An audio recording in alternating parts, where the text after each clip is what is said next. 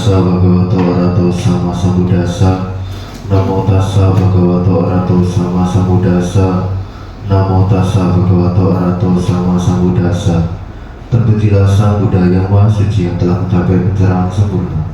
Terpujilah Sang Buddha yang Maha Suci yang telah mencapai pencerahan sempurna. Terpujilah Sang Buddha yang Maha Suci yang telah mencapai pencerahan sempurna. Yang saya hormati Ida Sri Ibu, Bapak Ibu dan upasaka pandita, Bapak Ibu dan saudara-saudari sedama. Terimalah salam kasih dalam nama Namo Sang Hyang Budaya, Namo Buddhaya. Suatu karma baik karena di pagi hari ini kita semua masih dapat bersama-sama merasakan kesehatan, kebahagiaan, dan kesempatan untuk bersama-sama kembali mengulang ajaran-ajaran Buddha, diawali dari bersama-sama mendaraskan parita, puja pati, kemudian dilanjutkan dengan praktik langsung dari Dhamma, yaitu dengan melalui meditasi, kemudian dilanjutkan dengan berdiskusi Dhamma, ajaran dari Sang Buddha. Nah, ini sebagai sebuah pendukung ya, sebagai sebuah pendukung untuk memperkuat keyakinan kepada Buddha, Dhamma, dan Sangha. Sesuai dengan topik yang akan saya sampaikan pada pagi hari ini, yaitu terkait dengan pentingnya moralitas bagi berumah tangga. Tentunya kita harus memiliki dan memahami ya, tentang dua pilihan jalan hidup dalam agama Buddha. Yang pertama yaitu memilih jalan hidup sebagai seorang Pabajita atau sebagai seorang pertapa, yaitu memilih untuk hidup selibat dan mempraktekkan dan mempelajari ajaran Buddha ya. Kemudian yang kedua terkait dengan berumah tangga ya. Berumah tangga adalah mereka yang telah menyatakan diri berlindung kepada Buddha, Dhamma, dan Sangha, dan mereka memiliki pilihan, yaitu yang pertama boleh menikah, dan tentunya ini sebagai sarana agar keberlangsungan keturunan umat manusia masih tetap bertahan. Dan terkait dengan hal ini, mari kita pahami tentang pentingnya moralitas bagi berumah tangga. Kita pahami dulu tentang arti kata penting ya. Penting ini sangat bermakna, yaitu sangat mendesak ya.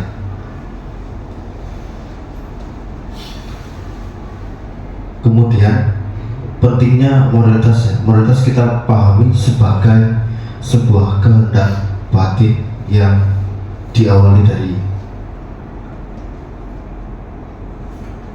pandangan benar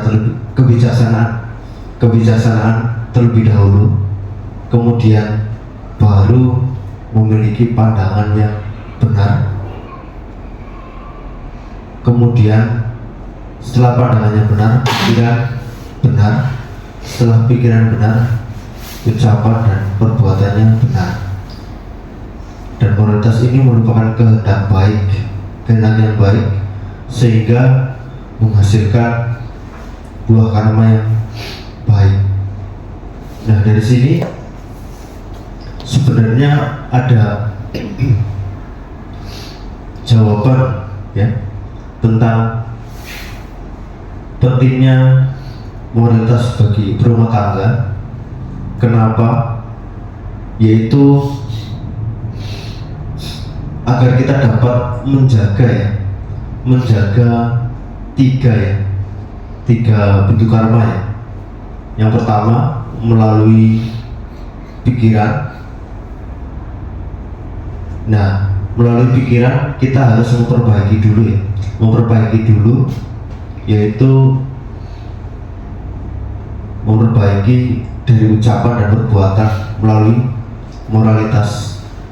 Khusus bagi berumah tangga, yaitu mempraktekkan 5 latihan moralitas dalam kehidupan sehari-hari.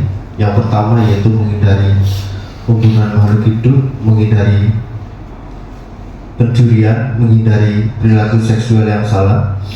Yang keempat menghindari kata-kata kasar ya. Yang kelima menghindari segala sesuatu yang memabukkan. Kenapa ini penting dipraktekkan di kehidupan sehari-hari? Karena kita paham juga akan bahaya dari pembunuhan ya. Bahaya dari pembunuhan yaitu seorang pelaku kejahatan pembunuhan makhluk hidup yaitu akan memiliki umur pendek, 2 sering sakit-sakitan. Yang ketiga yaitu dipisahkan dengan orang terdekat, orang yang paling disayangi termasuk keluarga. Kita berlogika bahwa walaupun ya binatang ya, ketika salah satu anggota ya binatang itu tersebut meninggal, pasti mereka punya keluarga ya. Jadi salah satu bahaya dari pembunuhan yaitu dipisahkan dari orang yang kita sayang.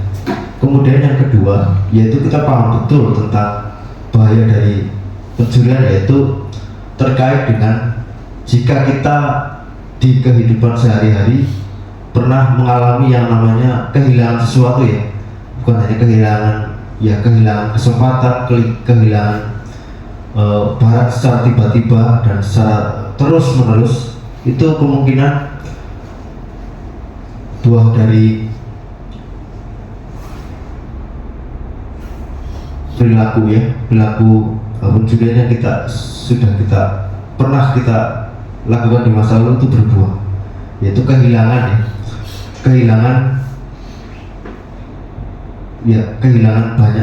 banyak sekali, termasuk kehilangan harta benda, kemudian kehilangan kesempatan juga, itu sebagai buah dari perilaku yaitu pencurian. Kemudian yang ketiga terkait dengan perilaku seksual yang salah, ini terkait dengan bahayanya itu memiliki banyak musuh ya. Yang keempat terkait dengan menghindari kata-kata kasar dan bohong ya. Terkait dengan kata-kata yang bohong itu terkait dengan kepercayaan baik keluarga, masyarakat maupun orang di sekeliling kita tentang kepercayaan terhadap kita. Kemudian kata-kata kasar ini kita pahami bahwa setiap kata-kata kasar memang adalah bibit dari pertengkaran, maka kita harus menghindari itu. Kemudian yang kelima yaitu terkait menghindari minuman yang memabukkan untuk sampai sekarang minuman yang memabukkan ini masih tetap ada ya, yang membuat mabuk dan lain-lain. Tetapi untuk yang sekarang juga makanan juga ya banyak yang mengandung penyakit ya, tetapi ada juga yang sehat. Terkait yang lain yaitu yang dekat sekali, terutama untuk bukan saja anak-anak dan remaja ya, orang tua juga kadang bisa terpapar kecanduan gitu ya, main gadget ya, main HP ya, sampai lupa waktu. Dan ada beberapa dampak ya dari penggunaan HP yang secara berlebihan ya. Yang pertama yaitu ini bukan dari Tripitaka tapi dari penelitian yang pada baru-baru ini dilakukan ya. Salah satu bahaya dari penggunaan HP khususnya bagi ya bukan hanya anak muda tapi orang tua juga yang terlalu kecanduan. Yang pertama yaitu emosi tidak stabil ya, tiba-tiba meledak begitu saja, itu karena paparan itu. Kemudian yang kedua terkait dengan tidak bisa mengungkapkan ini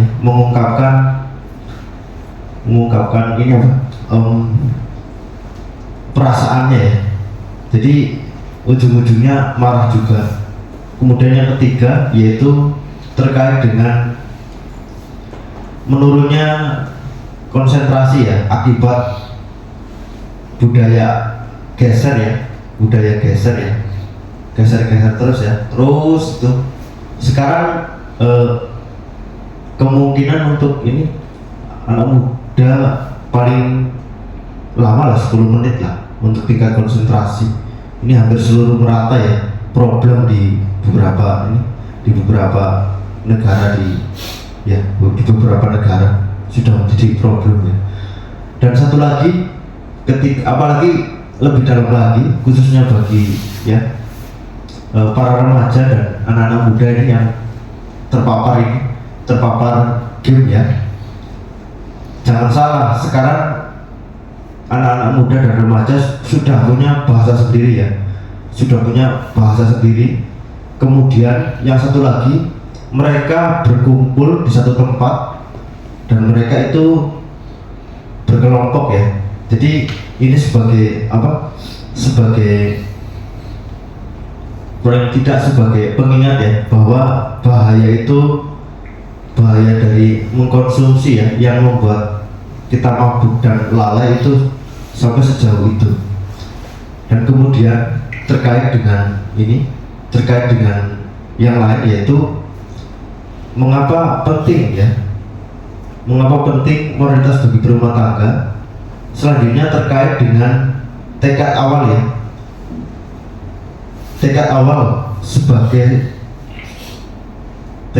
sebagai upasaka dan upasika ya, menjadi seorang upasaka ya, atau upasika, yaitu merupakan langkah awal yang sangat penting perjalanan spiritual seorang umat Buddha ya. Nah, seseorang disebut sebagai upasaka atau upasika ketika ia secara sadar ya menyatakan komitmen tekad berlindung kepada Buddha, Dharma, dan Sangha dan menjadikan pedoman utama menjalani kehidupan ya. Nah, ini sudah ini berdasarkan salah satu sutta yang bernama Mahanama Sutta ya. Nah, penjelasan ini ditegaskan oleh Buddha dalam Mahanama Sutta ya. Ketika Mahanama dari suku Sakya bertanya mengenai batasan seseorang dapat disebut sebagai upasaka atau upasika, dalam percakapan sebagai berikut, yaitu berumah tangga Mahanama bertanya kepada Buddha ya, sampai sejauh manakah Bante seseorang disebut sebagai upasaka?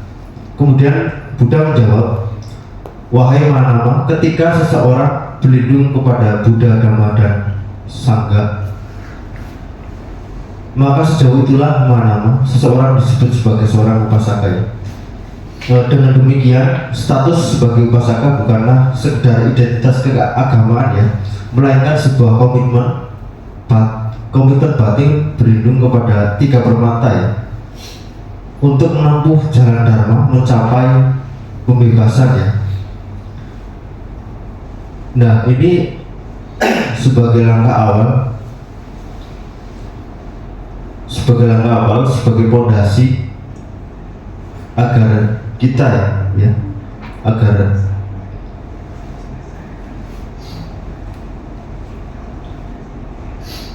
tetap kuat ya, berkomitmen berlindung kepada Buddha, Dhamma, dan Sangha.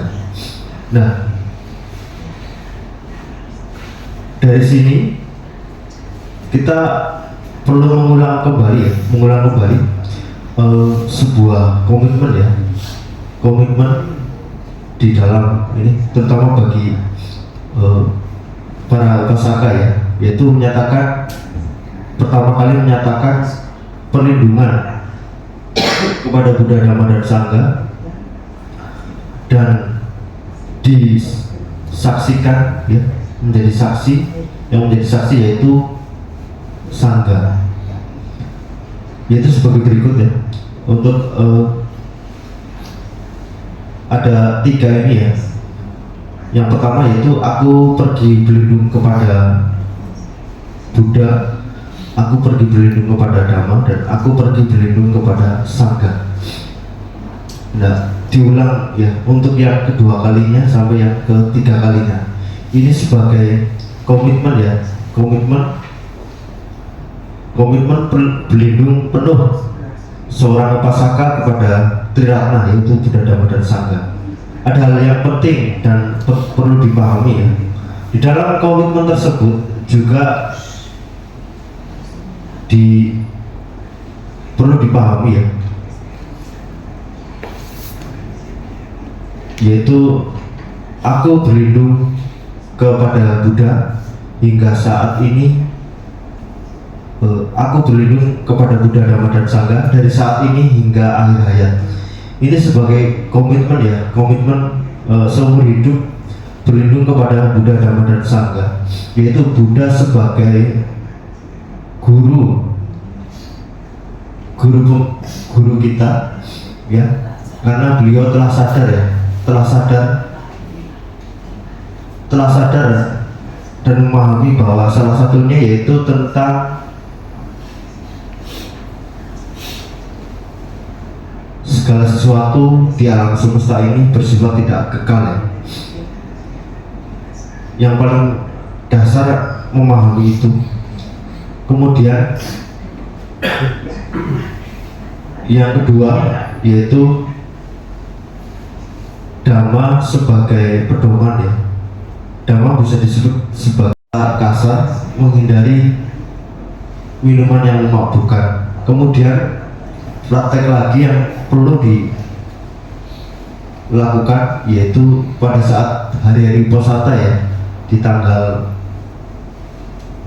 1, 8, 15, dan 23 lunar ya, lunar, mempraktekkan 8 ya, 8 latihan moralitas ya. Jadi 5 tadi ditambah dengan 3. Yang ke-6 yaitu menghindari makan di waktu yang salah.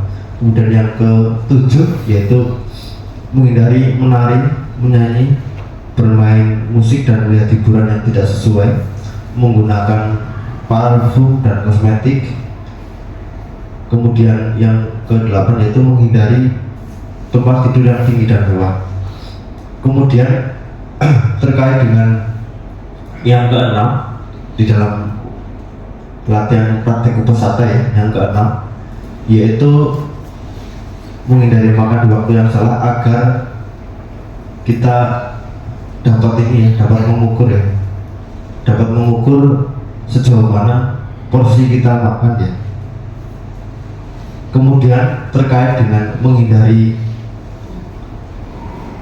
menari, menyanyi, bermain musik, dan melihat hiburan yang tidak sesuai. Ini terkait dengan agar kita tidak lalai dan lupa waktu ya.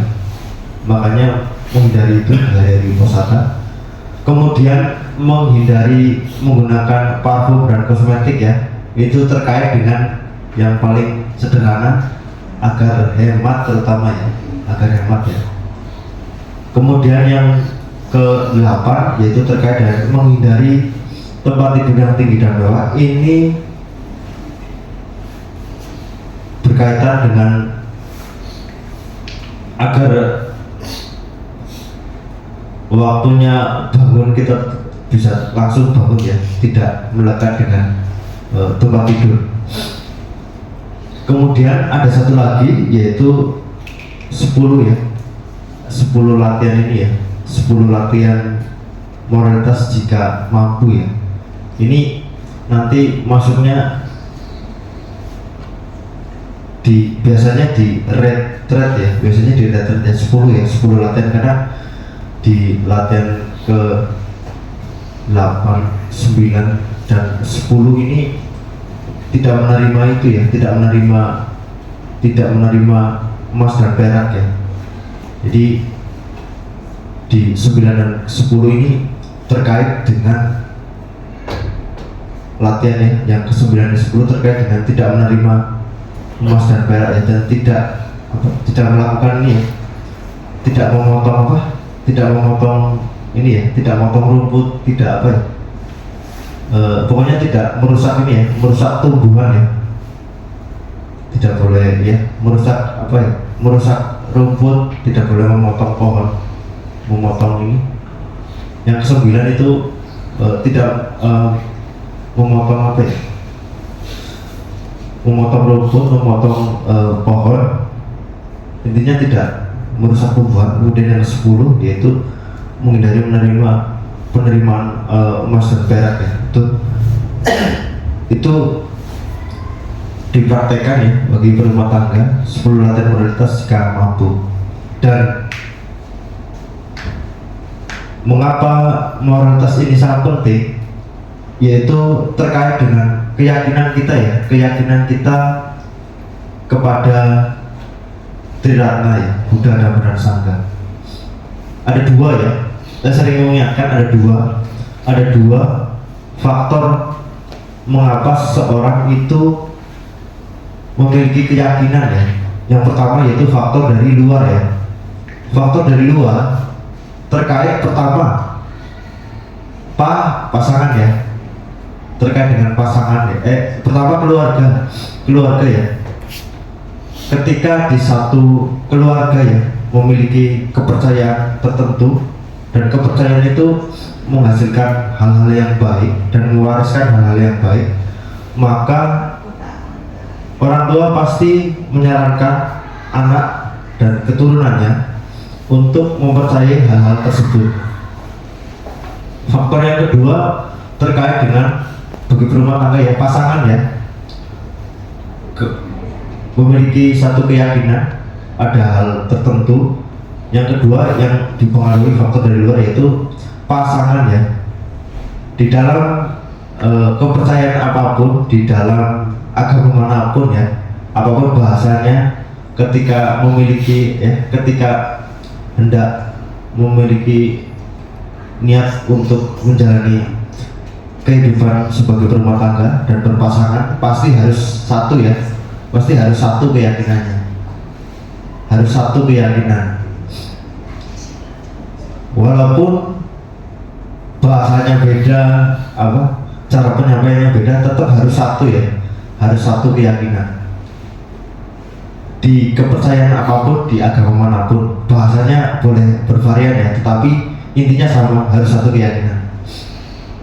Kemudian ini terkait dengan apa? Jadi Buddha pernah menyampaikan ya, ketika seorang pasangan ini ingin hidup bersama, bukan hanya di kehidupan saat ini tetapi di kehidupan selanjutnya, yang pertama yaitu harus memiliki satu keyakinan, satu keyakinan ya, keyakinan, kemudian kesamaan dalam moralitas, kemudian kedermawanan, satu lagi ada 4 atau berapa gitu, yang saya ingat hanya itu.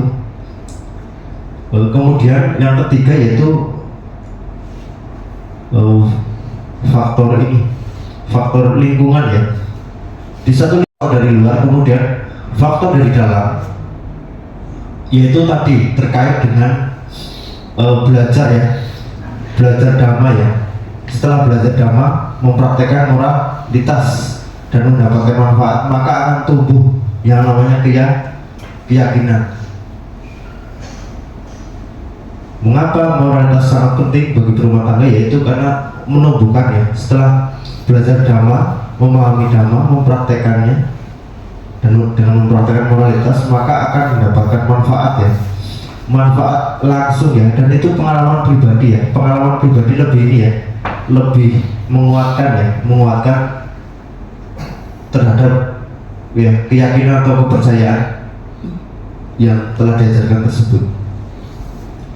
Kemudian terkait dengan pentingnya moralitas bagi rumah tangga, yaitu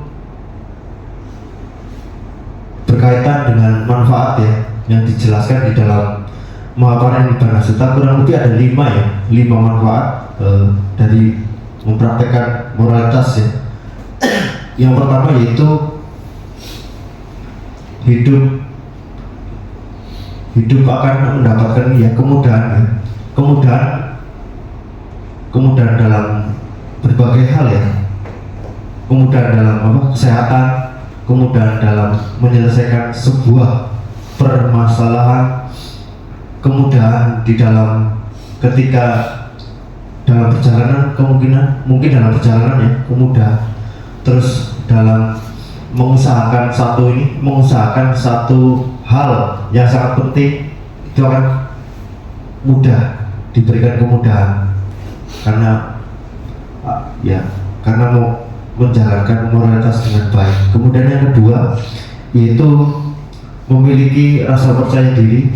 Nah, rasa percaya diri ini didapatkan dari praktek moralitas ya. Ketika moralitas sudah dipraktekkan dalam kehidupan sehari-hari, maka akan mendapatkan kepercayaan diri ya. Dan yang selanjutnya tidak takut pergi kemanapun. Artinya pergi kemanapun ya, asal niat dan tujuannya baik, pasti akan mendapatkan kemudahan bagi kita. Yang selanjutnya terkait dengan paling tidak melalui mempraktekkan moralitas dengan baik, dapat tidur dengan nyenyak dan bangun dengan bahagia. Lebih jauh lagi, ketika mengembangkan moralitas ini dengan baik, maka akan mendapatkan ketenangan untuk mengkondisikan praktek langsung dari Dhamma, yaitu praktek meditasi. Itu terkait dengan mengapa moralitas sangat penting bagi berumah tangga. Yang pertama karena memahami bahwa dengan mempraktekkan moralitas karena akan menjaga 3 pintu karma, yaitu melalui pikiran, ucapan, dan perbuatan. Nah, dari sini saya juga tidak lupa untuk mengingatkan kepada Bapak Ibu dan saudara-saudari sedama untuk ini menjaga kesehatan ya, agar tidak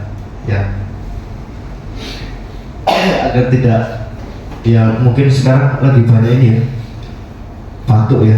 Saya sendiri juga ini habis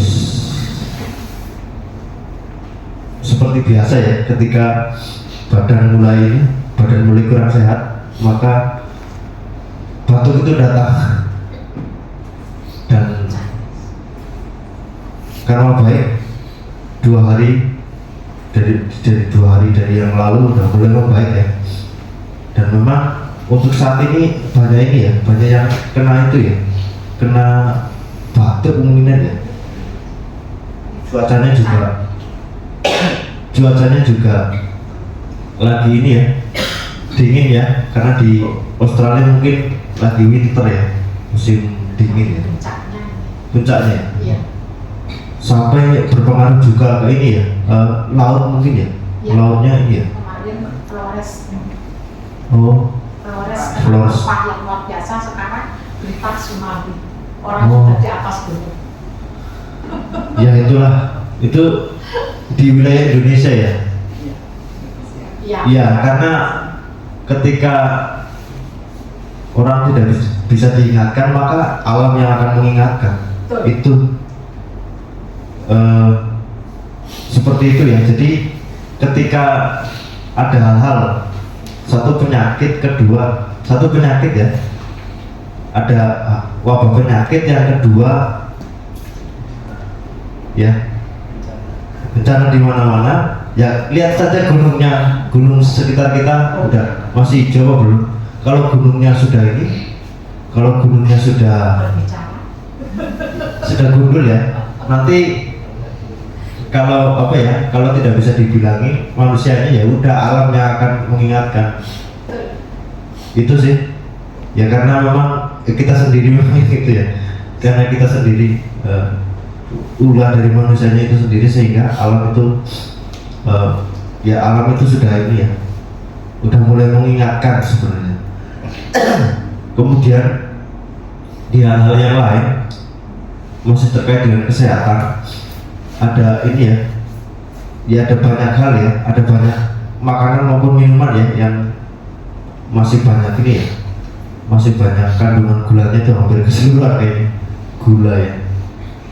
Itu perlu kita hindari. Jadi dari pola makan dan pola hidup ya dibagi menjadi 3 ya. Yang pertama yaitu waktu untuk serius bagi berumah tangga, yaitu untuk belajar dan bekerja. Ada waktu istirahat juga dan waktu untuk jeda. Waktu untuk jeda digunakan untuk hening ya, hening sejenak ya, walaupun hanya beberapa menit, tapi itu sangat membantu agar kita dapat memperoleh ketenangan ya, ketenangan di dalam kita menjalani kehidupan.